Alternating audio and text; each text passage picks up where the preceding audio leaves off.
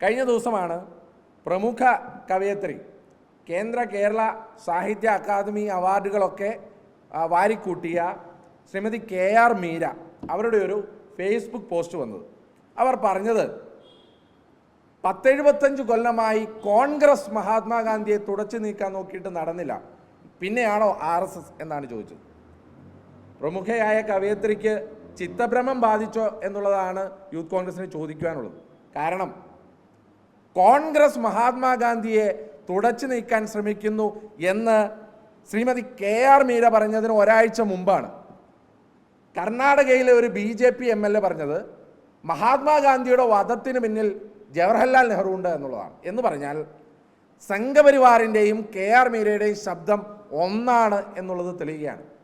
അല്ലെങ്കിൽ തന്നെ KR മീരയ്ക്ക് ഇത് പറയാനുള്ള എന്ത് യോഗ്യതയാണുള്ളത്? സ്വന്തം പാർട്ടി ഓഫീസിൽ ഇതേവരെ ഒരു ഗാന്ധിയുടെ ചിത്രം തൂക്കിയിട്ടില്ലാത്ത AKG സെൻറ്ററിലെ കൂലി എഴുത്തുകാരാണ് കോൺഗ്രസിനെ വിമർശിക്കാൻ വരുന്നത് എന്ന് പറയുമ്പോൾ കോൺഗ്രസിൻ്റെ ആരാച്ചാറാകാൻ KR മീര ഇവിടെ ഒരുങ്ങണ്ട എന്ന് പറയാൻ ഞങ്ങൾ യൂത്ത് കോൺഗ്രസ് ആഗ്രഹിക്കുകയാണ്. KR മീരയേക്കാൾ വലിയ മുടിചൂടാൻ മന്നന്മാരായ സഖാക്കന്മാരും സംഘികളും നോക്കിയിട്ട് കോൺഗ്രസിൻ്റെ ആരാച്ചാറായി തൂക്കിലേറ്റാൻ സാധിച്ചിട്ടില്ല. പിന്നെയാണ് ഒരു പേപ്പർ ആരാച്ചാറായ KR മീര ശ്രമിച്ചാൽ അതൊന്നും നടക്കാൻ പോകുന്നില്ല എന്നുള്ളത് പറഞ്ഞു വെക്കാൻ ആഗ്രഹിക്കുകയാണ്. വർത്തമാനവുമായിട്ടോ ചരിത്രവുമായിട്ടോ കുലബന്ധം പോലുമില്ലാത്ത, നീതി പുലർത്താത്ത ഒരു വാദമാണ് KR മീര എഴുതിയിരിക്കുന്നത്. എപ്പോഴാണ് ഇവർ എഴുതുന്നത്? കേരളത്തിൽ മഹാത്മാഗാന്ധി കോൺഗ്രസ് അധ്യക്ഷനായതിൻ്റെ 100 കൊല്ലം ആചരിക്കുന്നതിൻ്റെ ഭാഗമായി 1 വർഷം നീണ്ടു നിൽക്കുന്ന ഒരു ആഘോഷ പരിപാടി സംഘടിപ്പിച്ചിരിക്കുകയാണ് കേരള പ്രദേശ് കോൺഗ്രസ് കമ്മിറ്റി. ശ്രീ TN പ്രതാപൻ അധ്യക്ഷനായി പ്രത്യേക കമ്മിറ്റി തന്നെ അതിന് രൂപീകരിച്ചിട്ടുണ്ട്.